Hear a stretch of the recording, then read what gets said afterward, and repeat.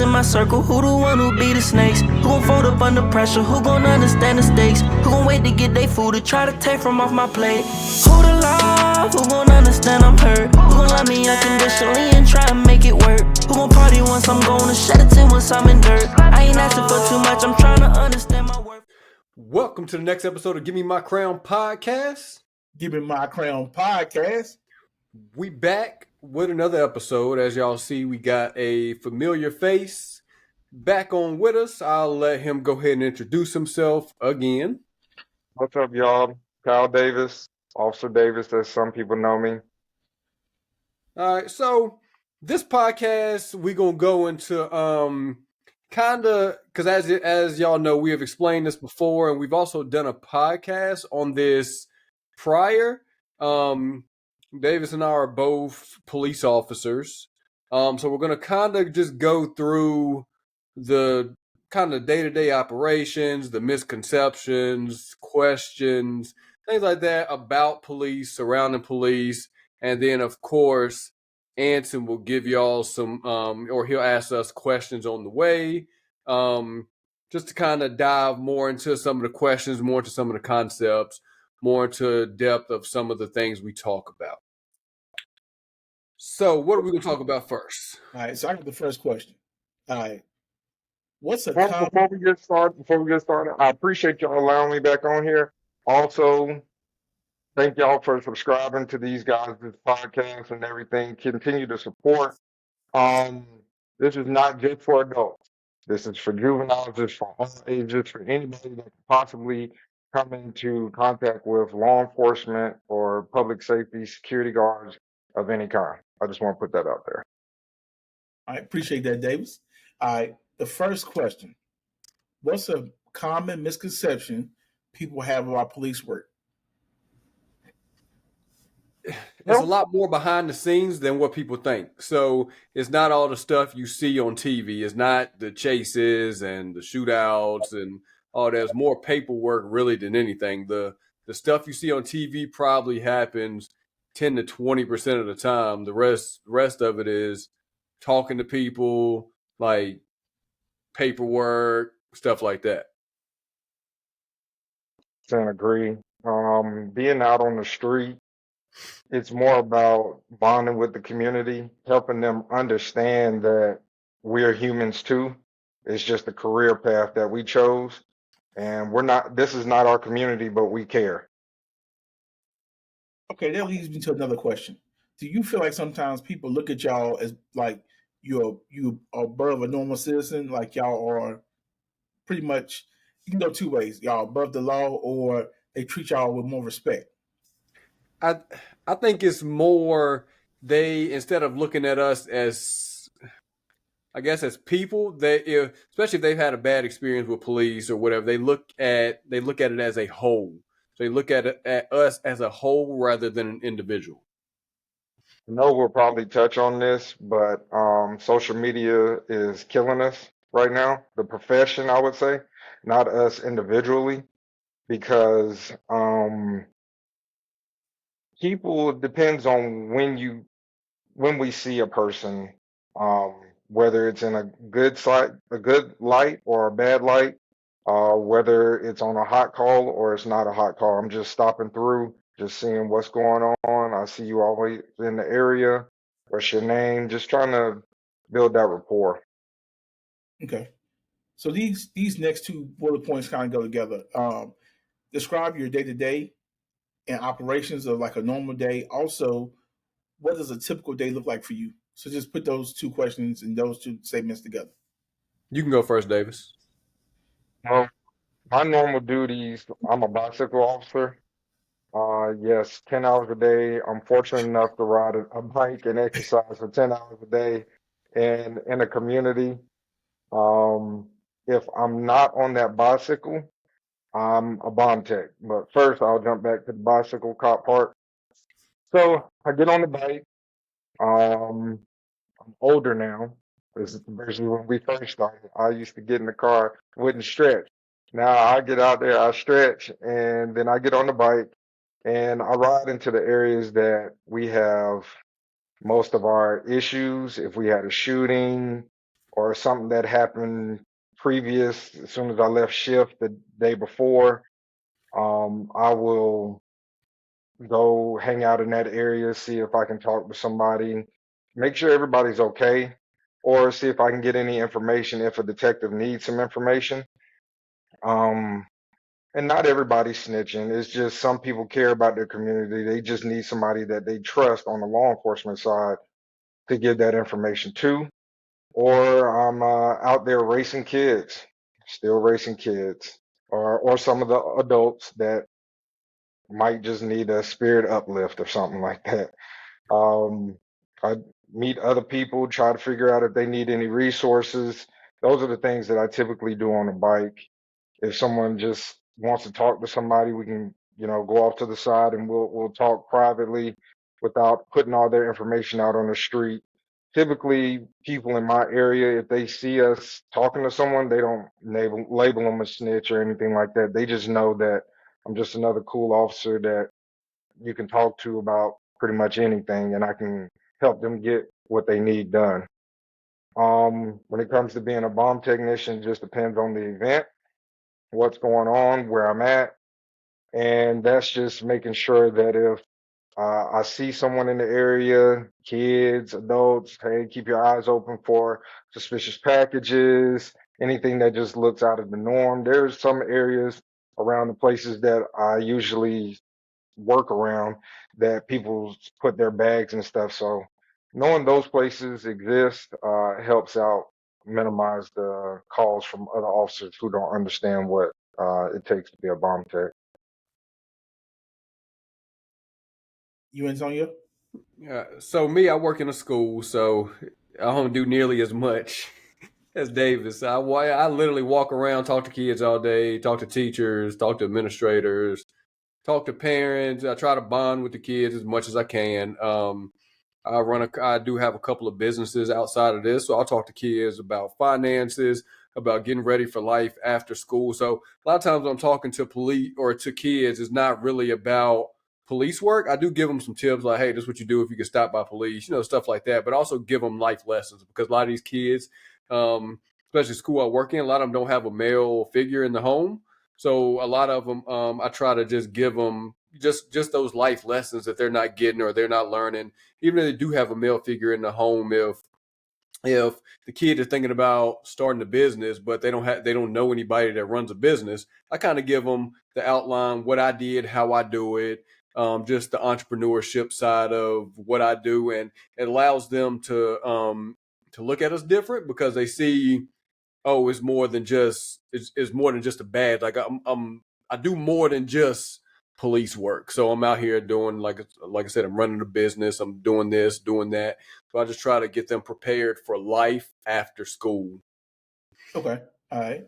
So let's talk about like some of the high risk stuff, right? If a high pressure situation happens, high risk situation, how do you mentally prepare for that? Because you're running into it, not away from it. So what mind state, what's the mentality going into it? So I think is so for me, because I was in the military, so it's kind of different. It's kind of because it's always you go to the threat instead of receding or running away from the threat. Because with me, obviously, with my job is it my sole job is to protect kids and people in the school. So if I know of something or have information, whatever, it's a high risk situation at the school. Like everybody's looking at me to essentially either eliminate the threat or deal with the threat. So at that time, you can't really. I know there's a lot of videos, a lot of things that have happened in the past where you see people hesitating to go in, especially at some of these schools, which, as we have seen in the past, gets a lot of people hurt or killed. So Yep. it's one of those things, especially when you're looking at schools, malls, hospitals, stuff like this, where it's a high number of people in that area. The longer you wait to go in, the more danger you are putting those people in because you got somebody inside that's doing harm to people who can't defend themselves. Back off of that, there's a lot of negativity on school resource officers just because of all the school shootings, and then they put officers like E in a bad it puts him in a bad light because he doesn't function that way. But they have to realize that we're human beings. Everybody has different backgrounds that they come from. He's been in the military. He knows what it's like to be in a hot space. There are some officers that just are built for schools, but they're built for schools that are in a nice area where nothing's going to happen. At the most they come into contact with is a fight. Now, for me, on the other hand, if I'm on the way to a call, I'm trying to listen and figure out first what area is this? Um, have I been to this area before? What's the information that's being given? Am I on a bike responding to this, or am I in the car where I can read what's being given versus just listening to the dispatch? If I'm in the car and it's just a rainy day and I'm just so happen to work in the car and listening to this information, seeing this information that's being, or hearing this information that's being given out and reading it on a computer, obviously I'm gonna get there a lot quicker. So at the same time reading, I do a lot of praying while I'm at work and on the shift day to day. So I'm praying for the best outcome. If there are injuries already reported, praying that they're not, severe. If I'm on the bike, obviously I got to be in some decent shape. I got to get there quick. And then once I get there, I have to calm myself down to be able to understand what's going on, all the parts, plus safety wise, make sure that if it's a shooting, somebody's not going to come back through. Is that person still on scene? That type of thing. Okay. And we can come back to the faith part, that you jumped ahead. So I'm gonna back up a little bit. All right. So talk me through like community relations, like how it helps, how it hurts, and the perception that you all get from, being a bomb tech and being an SRO, given both ends. So, So, go you ahead. got it. Go ahead. You got it. So I think it depends on the interactions you have. Because with me, obviously, it starts in the school. So if I have good interactions with these kids in the school, if I see them in the neighborhood or wherever, like they look at me, they have respect. Because you got a lot of kids. The only police officer they know or have ever talked to is a school resource officer in their school. So if you leave that good impression on them, it helps. And it's not even about them giving up information. It's just about them like when you talk to them, because you may have kids in the neighborhood committing crimes, but even if it's like petty crime stuff like that, if they call us and we pull up on the scene or we do whatever, a lot of times they see us and they'll straighten up. So they'll start acting right. They'll listen to us. They'll talk to us. They'll tell us what's going on. They'll tell us what we need to know, and that's because we've built that rapport with them, and it's easier for us to talk to them. And it's the same way on the street. Because when me and Davis used to run together back in the day, and a lot of guys we used to see, we just chase down people, tackle them, have to fight people, but the next day they're dapping us up. So I think it's all about definitely how you treat people. Like you can't talk to people any kind of way and expect them to respect you, because respect goes both ways. So I can't get out the car cursing at you, just giving you demands, and you hadn't done anything to warrant that. So I think it's about giving that respect to get the respect. Yeah, definitely. I'm dealing with more adults now that the summertime's coming up. Obviously, I'll be dealing with the kids and stuff like that. But I really appreciate what he does in the schools because I'm not in the school, so I don't see these kids every day. So they're used to seeing, we have an officer in my area, a couple of them, but they're used to seeing his face and those other guys' face. They're not used to seeing my face. So every now and again, we'll try to stop in the school whenever there's not an incident going on so that they can be familiar whenever they do come out. If we do catch them skipping or something like that, if like, hey, what you doing? Check them or something like that. They won't get offended immediately. Just because we're in authoritative position, but we're old enough to be these kids' parents. So it's like, and being a parent, it makes you step up to these kids a little bit differently also. Now, when it comes to the adults, me and the guys that I work with, that I ride the bikes with, we've gotten at least 10 or 15 people minimum into housing. Now, that's also with them battling addiction and other issues, but working with other community leaders and teams, we've been able to get that, what our department says, a genuine thank you, because we've helped them get off the street. Now, if you've been in the streets for 30 plus years or majority of your adult life, then it's tough.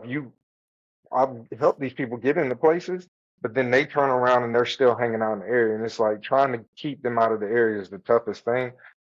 They really respect whenever we come down hard on them and say, hey, get out of here. You know what this area is. The people that come back, they've shaken our hands and said, hey, look, I really appreciate what y'all did. I got a job now. I'm doing this. I'm doing that. I'm doing this. And I just came over here to visit. I'm getting out of here. Y'all don't have to tell me. So it just depends on when you catch them. And not everybody receives it immediately. It takes some years. It took me at least 3 years to get into this one guy's head. I mean, yeah, he almost had a near-death experience, but it finally broke through. Okay. This is a very subjective question. How can police departments build better trust with the community they serve and vice versa? So give me both sides of the coin. So I think it depends on, for one, it depends on the department. Another part depends on the community, because I think you have to have, you obviously have to put officers, in areas. I ain't gonna say you have to. When you put officers in areas that they know or are used to, it has a better outcome on that community, because they've dealt with these people before. They know these people. They know who these people are, so they understand certain things. Because if you put an officer, for instance, say you take an officer that's never been to the hood a day in his life, but you put him in the hood and you hear somebody yelling, then all of a sudden that officer may immediately think, oh, something's going on. Whereas if you grew up in that environment, you like, all right, cool, like yo, what's up? Because every time somebody's yelling at you, it doesn't necessarily mean they're yelling at you. They could be yelling because they're mad, yelling at the situation. But when you start yelling back, that heightens everybody up. So if somebody's yelling, you just talk to them normal, it'll most of the time bring them down. Because even when I'm at the schools, when kids are yelling, they hyped up, I'm sitting there talking just like this. I'm like, hey, what, like why are you yelling? And then I'm just talking to them in a normal voice, and all of a sudden it brings their voice back down because they're matching my voice. Now sometimes it takes some kids longer than others, and even in the community, it takes some longer than others. But when you talk to them in a normal tone, I think it helps. So I think having officers work areas that they either know or used to definitely helps community relations. And then on the flip side, I think when you don't paint departments, or when you don't paint police as a whole and start looking at them as individuals, I think that helps, because you can have one bad interaction with police and now you're looking at all police the same, which I'm not saying that's necessarily wrong, because if that's the only interaction you've ever had and it went horrible, I can understand the psychology and why they feel that way. But I think if you start looking at officers as individuals, and then also police start looking at people as individuals and not every area as a whole, or not every type of person as a whole, I think that will better build the trust, and going both ways. My perception of the departments, how they can help, leave people alone. When they put them in communities, I don't want to say don't push career development. Yes, career development is good and everything, but back in the day, people used to get accustomed to seeing a particular officer, or when I say a particular officer, not race or anything, but maybe that one officer worked that beat. Um, they are now pushing in a lot of departments, move up the chain as fast as you can, move up the chain. some of them, some of the better officers, whenever they go through processes, they get put on the other side of town. And I understand they have their reasons of why they want to do that, so that you're not supervising someone that you have worked with for X amount of years. But you can at least put them somewhere close to that region of town. Because that's what they know how to communicate best with that community. But also the community has to look at us as human beings and understand that we signed up to do this for 20, 25, 30 years in your area. You might decide that you don't want to leave, but I'm here. So give me an opportunity to learn who you are, learn how you move in your area, answer your questions, ask that officer some questions so that you can get to know them, forget, public perception, and maybe that'll help. But until people start being more leaders and stop following on both sides, then I think that's the only way things can get better. Because piggyback off of what E was saying, there are some officers, they put them in a division or a response area just because they're trying to work on demographics. That doesn't help, because that officer might be scary. He hears screaming, she hears screaming or something. First thing they want to do is pull a gun out, because they're reverting back to who they are as a human. They're not used to that environment. So, and that goes for black and white and Hispanic and all the other ethnic groups that are in law enforcement. You put them in the wrong community, you're probably going to hurt that person and how they perceive society outside of the uniform, and also hurt the community how they see that culture too. I'm sorry, I'm trying to stop laughing because all I'm thinking in my head is like, yo, when you was like putting in the same neighborhood for 20 years, I'm like, nah, I need a break. Like, I ain't been in the hood 20 years. I need a break at some point. That's all I'm thinking about. I'm sorry. Also, but for real though, there are some officers, they get to that 20-year mark and they got 10 years left, and they're like, I've been doing this over here for so long. This is just what I know. And you put them on the other side of town and they can't handle it, because it's just like, what am I supposed to do? There's nothing going on here. They're just busybodies. Then there are some officers that mold and eventually get accustomed to working in that busy area. But it just really all depends. But I'd say our department used to do really well with putting people where they need to be. Now, it's hit and miss, man. Hit and miss. Because I think because it's the same way when you look at these schools too. So when you look at these schools, the officer has to match that school. Like you can't. There's some officers that can't go in certain schools, and even if like the way I talk to some of the kids in my school, I can't go to another school across town and talk to the kids the exact same way. Like I might tell a kid, "Yo, man, come here. Why you acting dumb?" If I go to another part of town or a different school and say that, they gonna look at me like, "Yo, we about to complain. We calling the chief, or we about to call your supervisor." But kids in my school, I know the kid. I'm like, "Man, bring your ass over here. Like, what are you doing? Like, why are you acting dumb?" They'd be like, "Man, my bad, my bad." But I can't, like I said, I can't go to a different type of school and talk to kids that way, because the reason I'm talking to them that way, and it's not, like I said, it's not demeaning them or anything like that. It's just the way they know how to talk. I can't, like some of these kids, I can't go up, "Hey sir, how are you doing? What are you doing today?" Like they ain't gonna understand that. I got to go up to them like, "Yo, what's up, man? How you doing? Like why? Like what you got going on? Why you acting dumb? Why Miss such and such got to throw you out the class? Like go back to class. I'm acting stupid." They'd be like, "All right, man, I got you." So it's like Same things on the streets.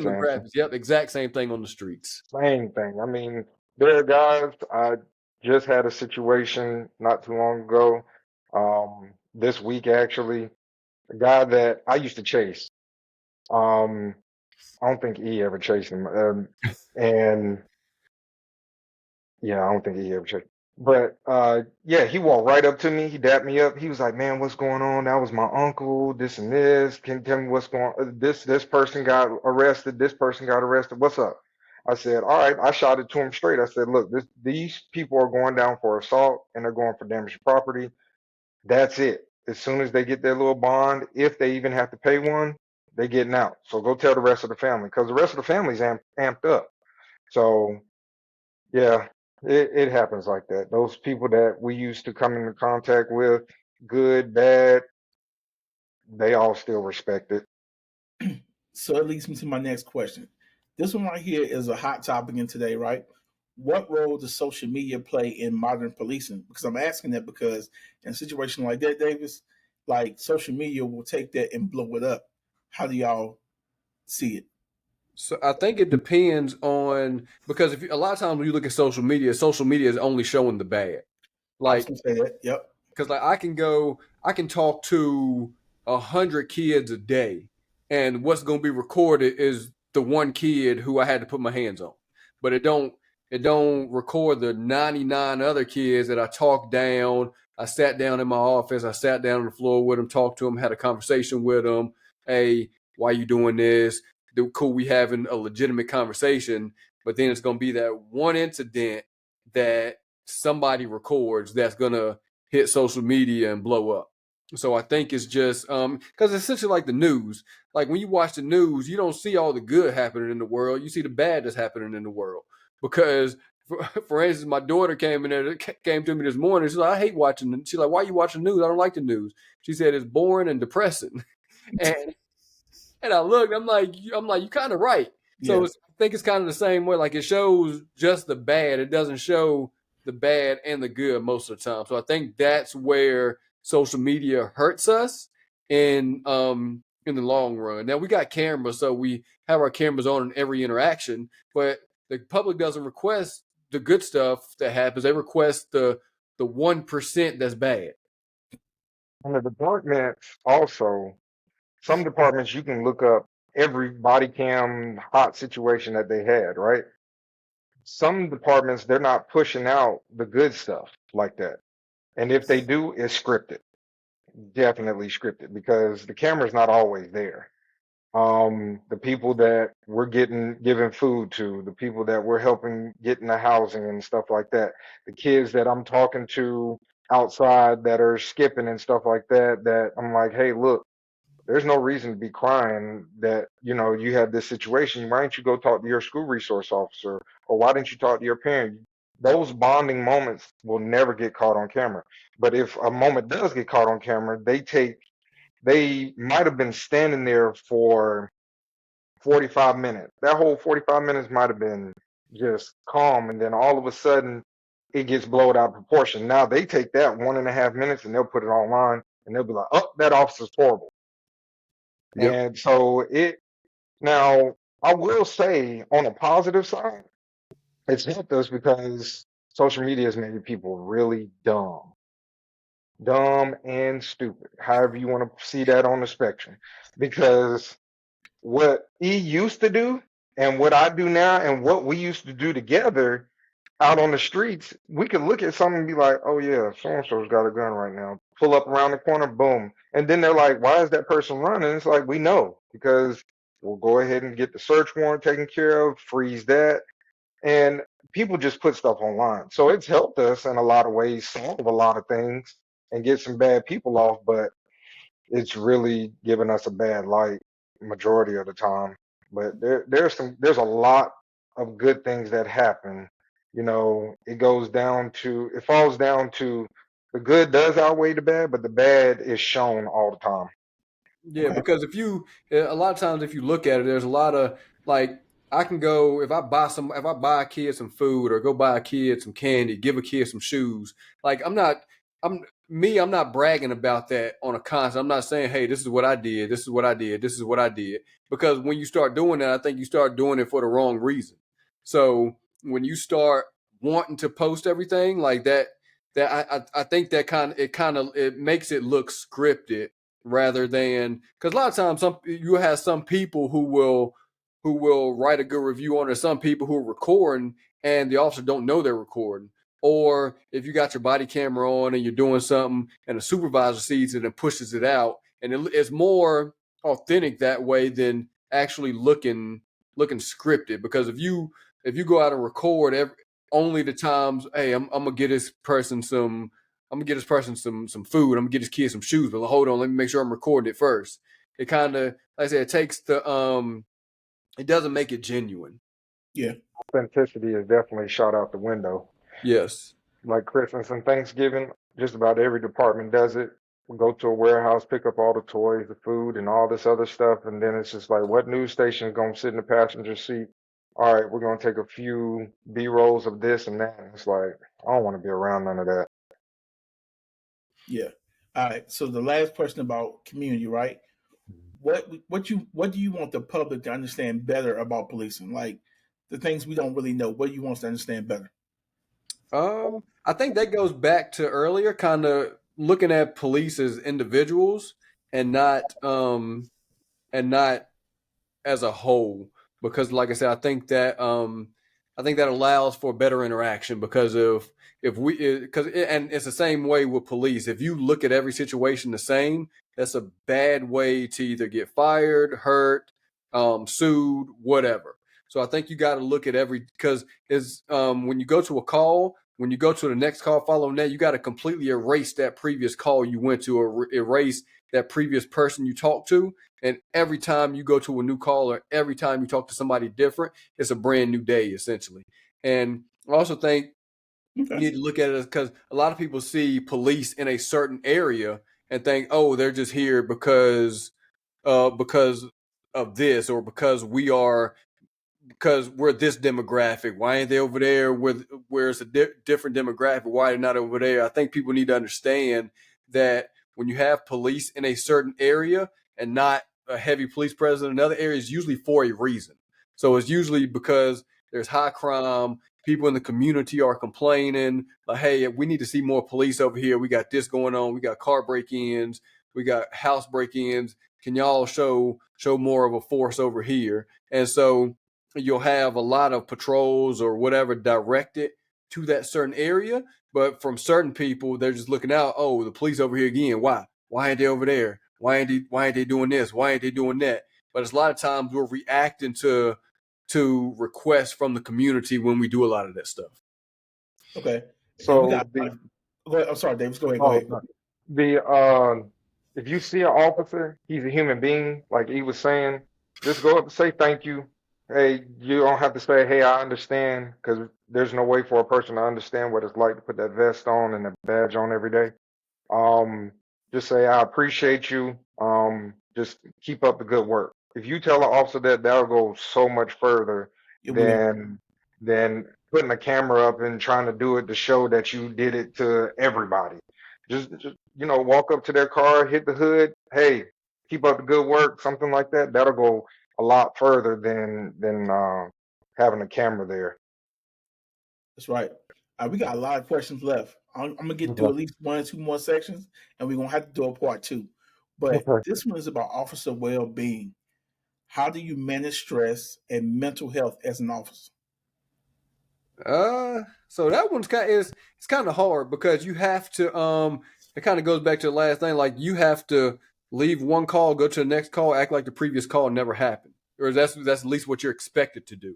Because if you just seen a homicide or a deceased kid, like, that's hard to erase from your mind within an hour to the next call, so you're not constantly thinking about it. So I think you have to have first of all, you have to have friends.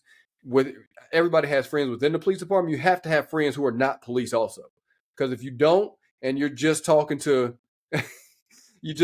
people who are only police, like, y'all see the same things, y'all talking about the same things, so y'all may not be able to help each other.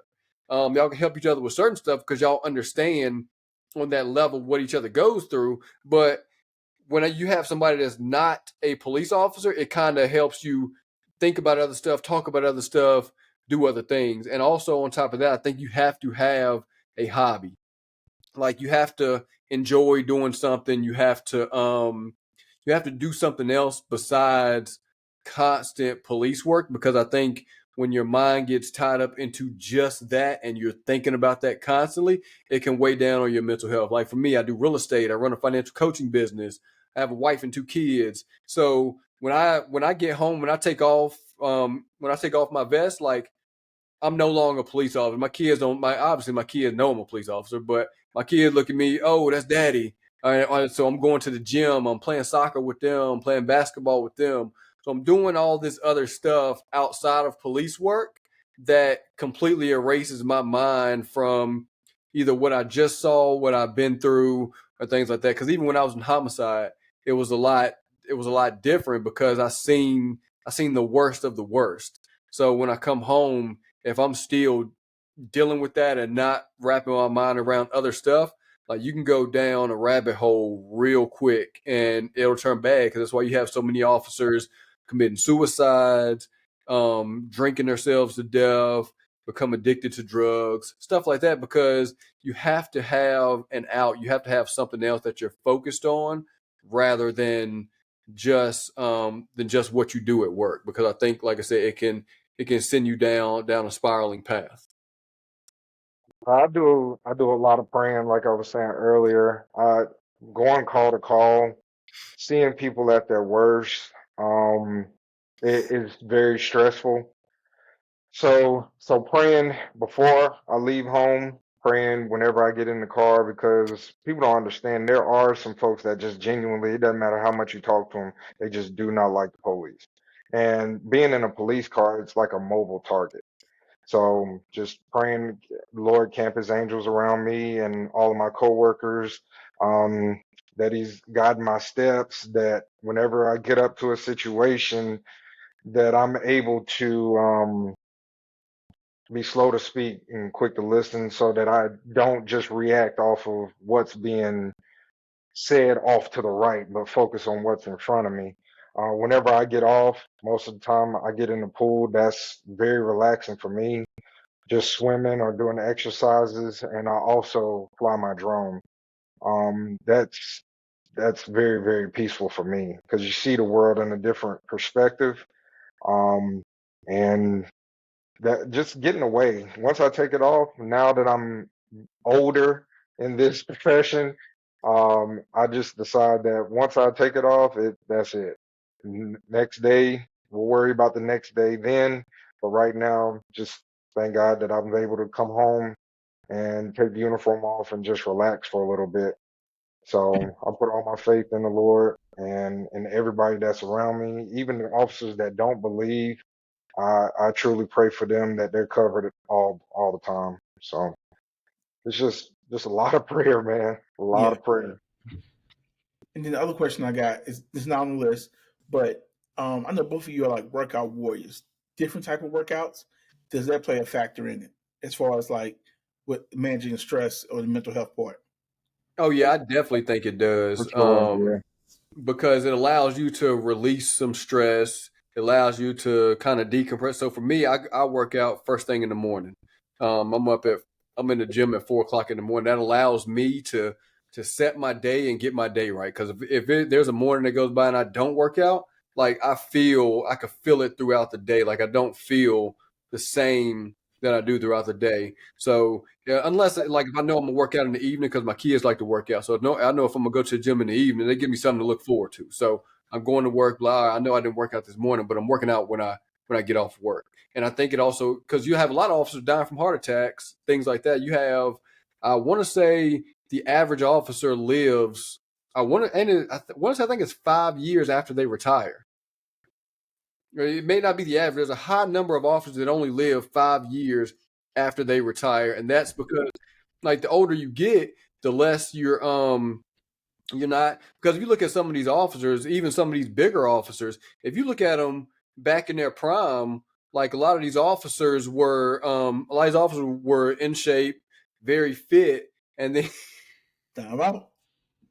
I'm just saying no. As time goes by, especially if they're leaving like patrol or whatever, they're losing that. They're not working out as much because they say, "Hey, I'm not doing this. I'm not fighting people every day. I'm not chasing people every day. I don't need to work out every day." So I think I think working out helps you, like I said, it helps that longevity, and it helps keep your heart healthy, because a lot of officers die from heart attacks very shortly after they retire, and that's because, like I said, they lose that workout. And I mean, it could just be walking, it could be hitting the gym, swimming in the pool, going for a run. I think every officer should have some type of workout regime that they're doing, and even if you're doing it at home, I think you need to have something that you do in order to stay healthy and stay in shape, because it also helps you on the job, because you're not so quick to use certain things or use certain tools on your belt. You're a lot more calm, you're a lot more settled, Brain. things like that. Get more oxygen to that doggone brain so you can think properly. I Yes. think also officers, along with working out, they have to be able to have that safe space at home Yep. that they can come home, and they need to be able to unload and offload. People that surround an officer, if you know an officer or something like that, the officer is going to tell you, okay, good, oh, it was a little rough or something like that. Let them talk about it. I talked to these newer officers and I told them, I'm like, look, don't wait until you start having those dreams about shootings and stuff, because it does happen. Because when you do that, it's almost too late. You need to start offloading your days, good, bad, off on to someone who is part of your supporting cast.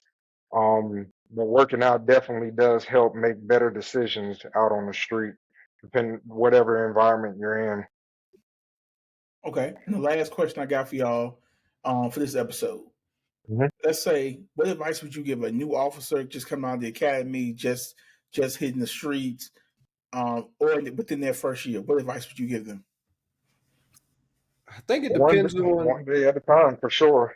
Yeah, go ahead. I'd say one day at a time, one call at a time, and don't try to take on too much at one time.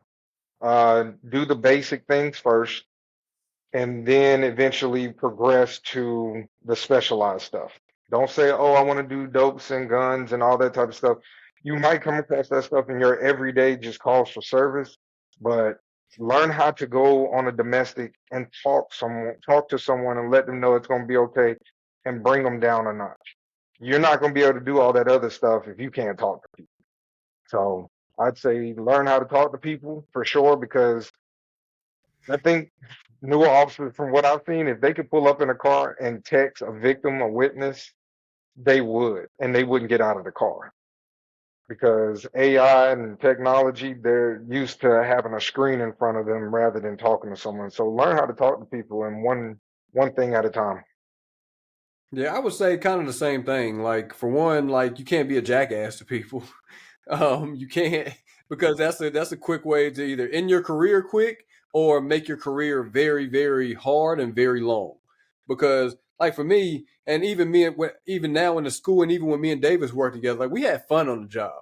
Like, we go up, talk to people, we go in to shoot basketball with people, like, have fun doing the job. Always know what your job is, obviously, but have fun doing the job, because if you have fun doing the job, it doesn't seem like you're working as long. Because when I first came on, the officer told me, once you stop actually enjoying the job, it's time to find another job, because that's when either you get killed or you get people around you killed, or you start making stupid decisions. So definitely learn how to talk to people and learn how to be a people person, because whether people believe it or not, this is a people person business. Like, if you don't know how to talk to people, you will not survive in this career, because you got officers constantly yelling at people, constantly having to fight people. Whereas if you have another officer come out, they could just they take an extra 2 minutes to talk them down rather than having to put their hands on them, and it makes everybody's life a lot easier, and it makes for a lot less injuries. Because if you look at a lot of these officers who are constantly fighting people, constantly doing stuff,